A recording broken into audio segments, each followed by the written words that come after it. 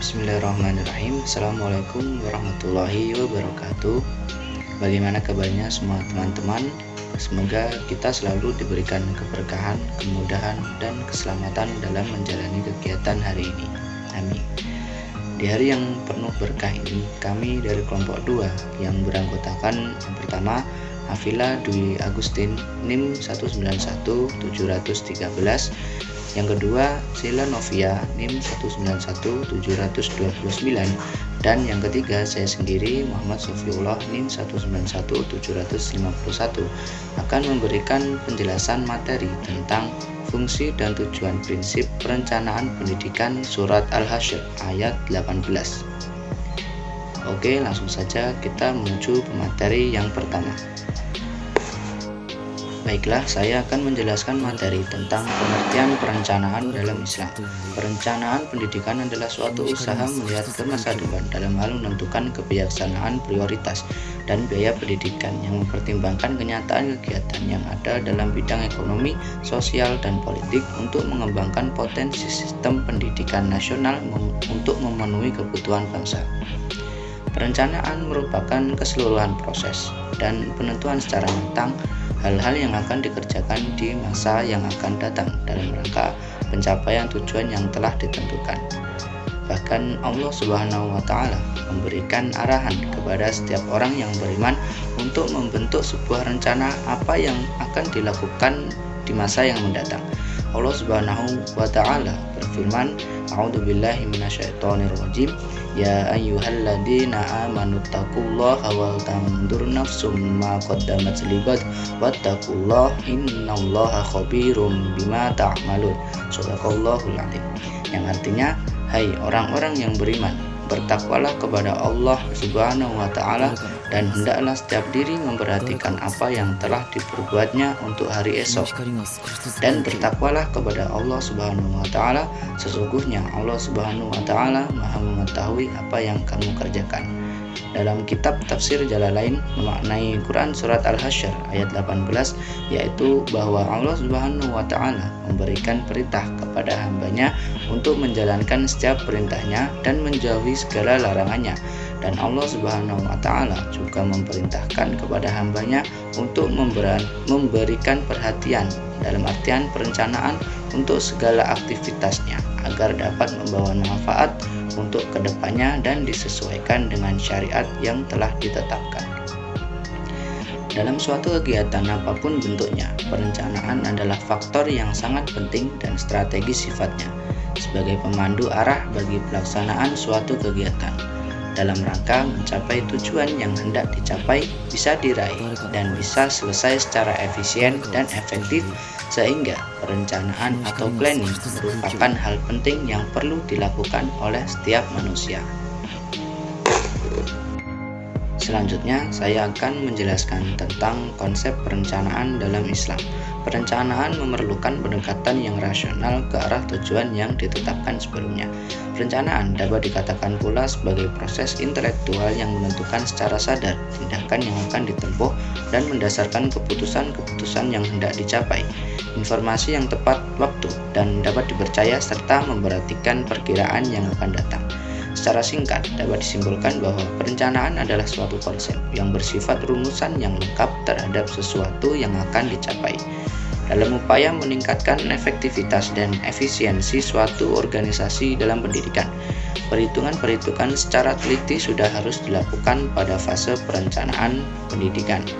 Untuk memenuhi tuntutan tersebut, maka berlaku prinsip-prinsip perencanaan, yaitu seperti perencanaan harus bersifat komprehensif, perencanaan harus bersifat integral, perencanaan harus memperhatikan aspek-aspek kualitatif, dan perencanaan harus merupakan rencana jangka panjang dan kontinu.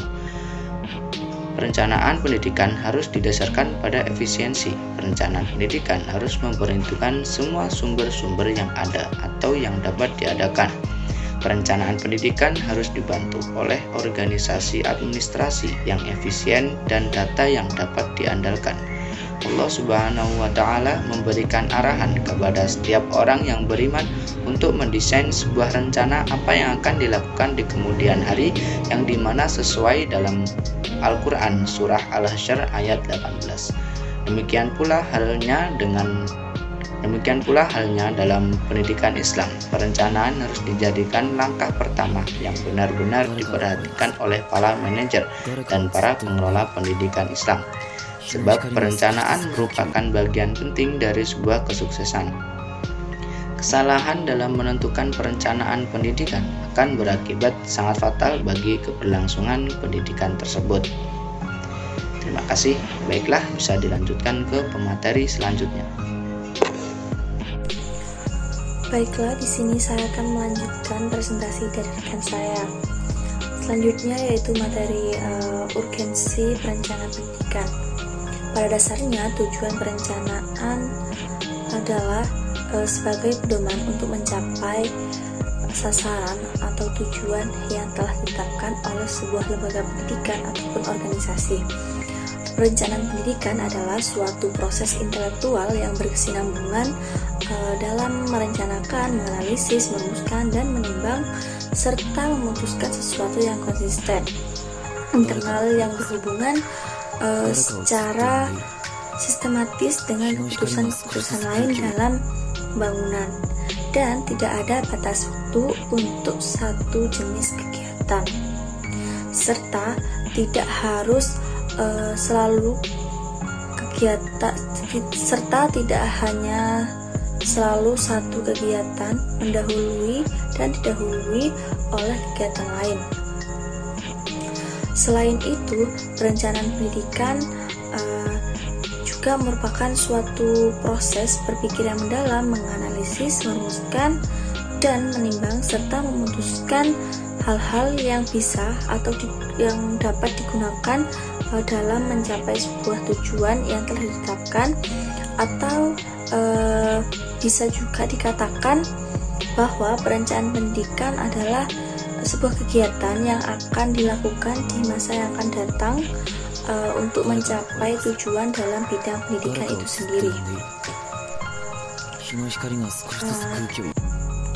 Dengan melakukan perencanaan pendidikan, para pelaku pengembang pendidikan bisa memberikan bimbingan atau arah bagaimana perencanaan pendidikan bisa dijalankan baik sesuai dengan tujuan yang telah ditetapkan agar tidak melenceng dari tujuan awal, di mana tujuan perencanaan pendidikan merupakan orientasi tujuan yang akan dicapai ke depannya.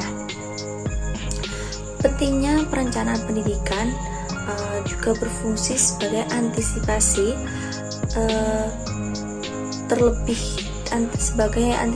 terlebih dahulu terhadap hambatan atau risiko yang akan dialami atau dihadapi pada saat perencanaan pendidikan diimplementasikan secara nyata.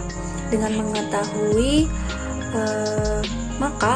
mengetahui hal-hal atau risiko yang akan terjadi, maka para pelaku pengembangan pendidikan sudah mempersiapkan solusi yang terbaik yang akan dijadikan solusi dari risiko yang akan ditanggungnya atau dihadapi ke depannya.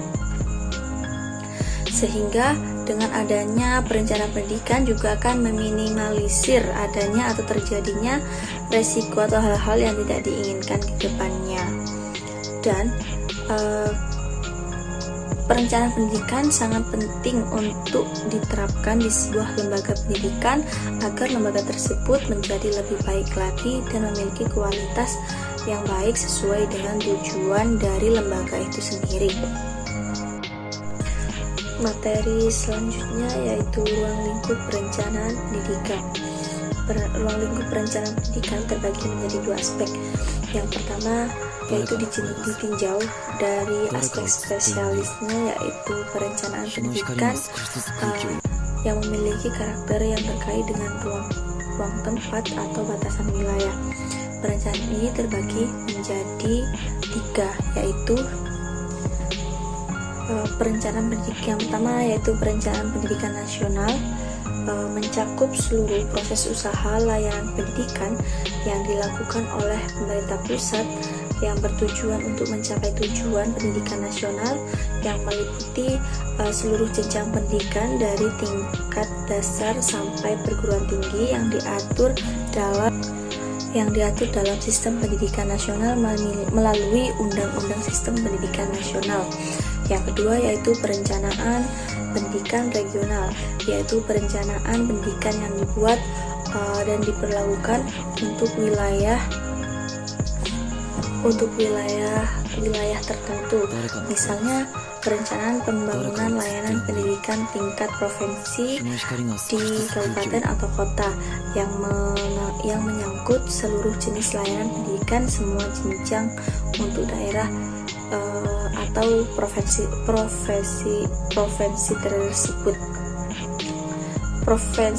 tertentu.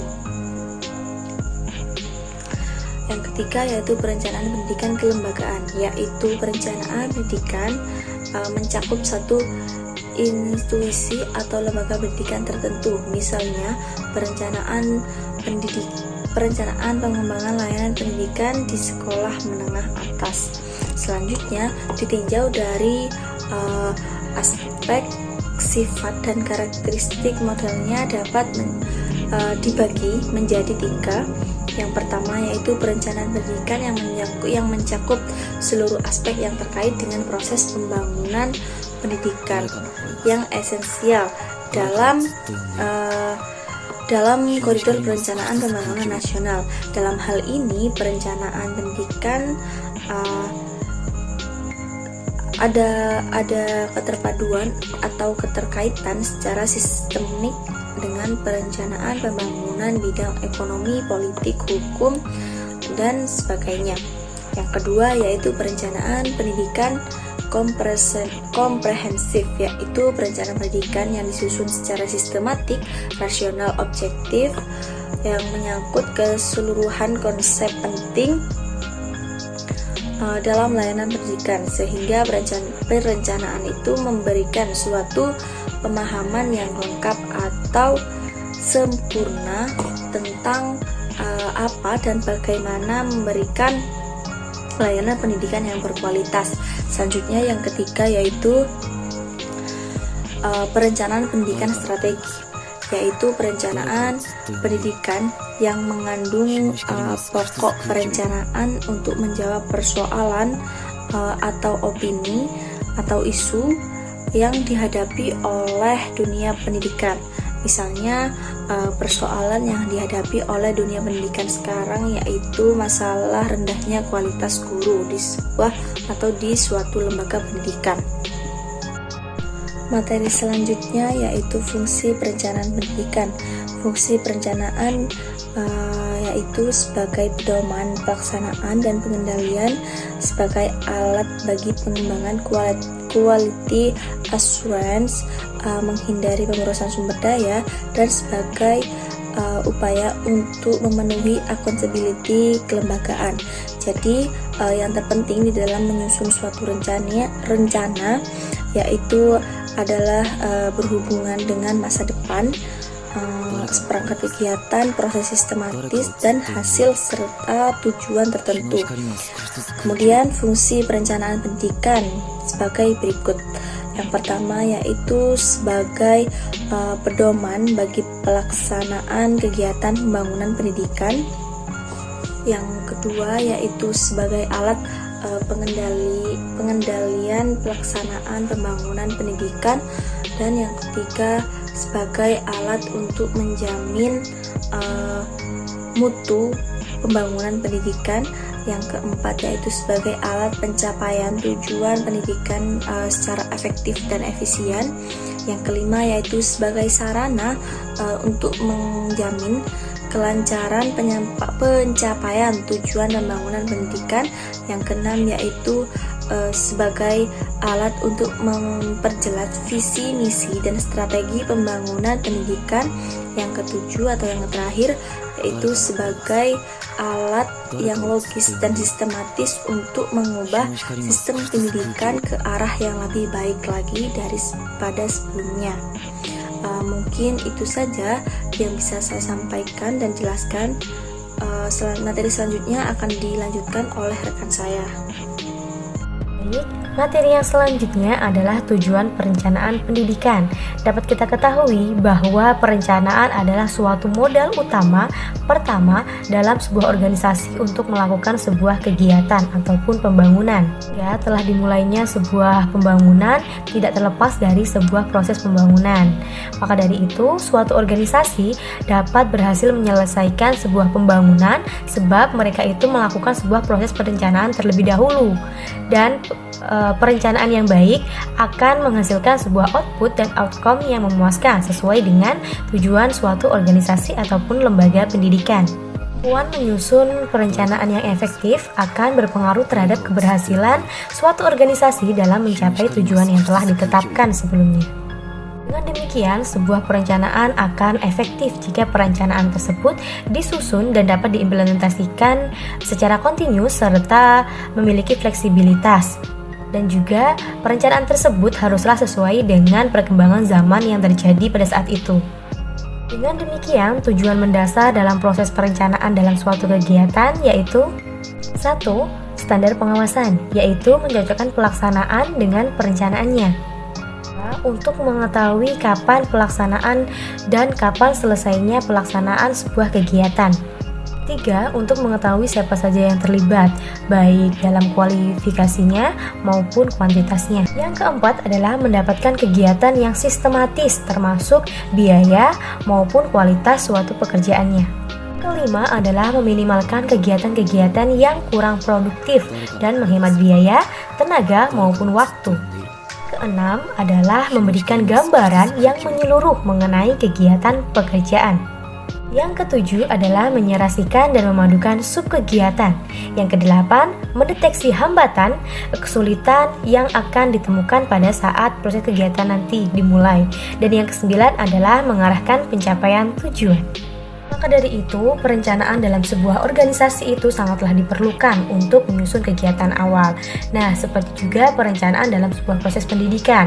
Hal itu haruslah disusun dan dirancang sesuai dengan target pendidikan yang akan menjadi tujuan utama dalam sebuah lembaga pendidikan. Maka dari itu, perencanaan dalam sebuah pendidikan haruslah diimplementasikan dengan baik sesuai dengan kaidah untuk menciptakan kegiatan belajar mengajar antara peserta didik dan pendidik untuk menuju tujuan pendidikan yang berkualitas. Materi yang terakhir adalah prinsip perencanaan pendidikan. Ketika menyusun sebuah perencanaan dalam pendidikan Islam, tidaklah dilakukan hanya untuk mencapai tujuan dunia semata, tapi harus jauh lebih dari itu, yaitu melampaui batas-batas target kehidupan duniawi. Arahkanlah perencanaan itu juga untuk mencapai target kebahagiaan dunia dan akhirat, sehingga kedua-duanya bisa tercapai secara seimbang. Mahdi bin Ibrahim mengemukakan bahwa ada 5 perkara penting untuk memperhatikan demi keberhasilan suatu perencanaan pendidikan, yaitu yang pertama, keterlibatan dan kejelasan dalam membentuk tujuan. Yang kedua, ketepatan waktu dengan tujuan yang hendak dicapai. Yang ketiga, keterkaitan antara fase-fase operasional rencana dengan penanggung jawab operasional, agar mereka mengetahui fase-fase tersebut dengan tujuan yang hendak dicapai.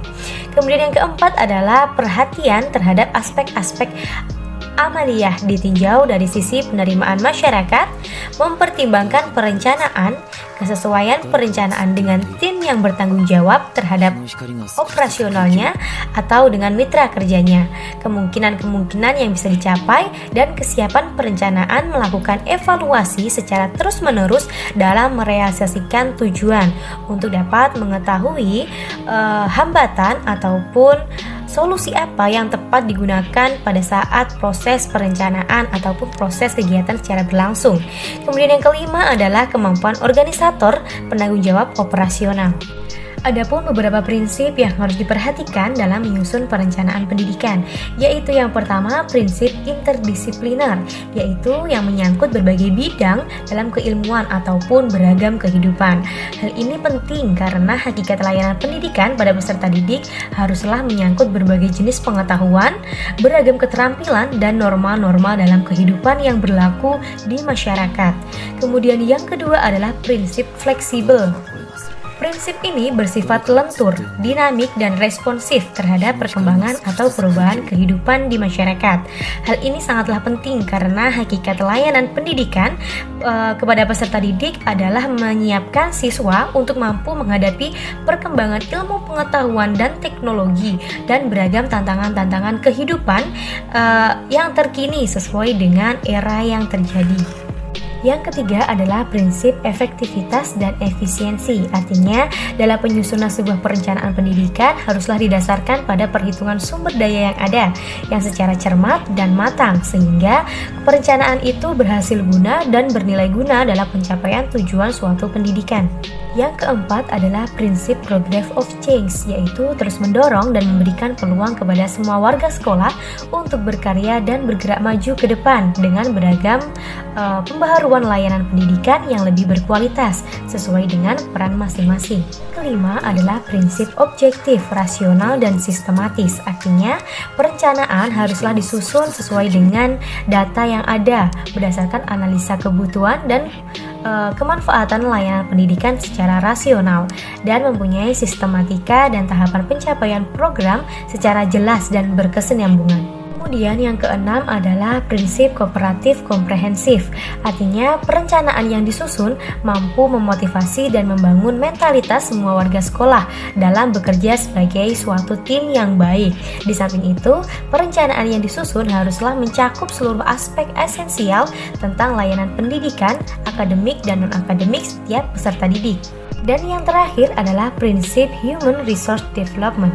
Artinya, perencanaan pendidikan haruslah disusun dengan sebaik mungkin dan mampu menjadi sebuah acuan dalam pengembangan sumber daya manusia secara maksimal dalam mensukseskan program pembangunan pendidikan. Layanan pendidikan pada peserta didik haruslah betul-betul mampu membangun sebuah individu yang unggul, baik dari aspek intelektual, aspek emosional, maupun aspek spiritual.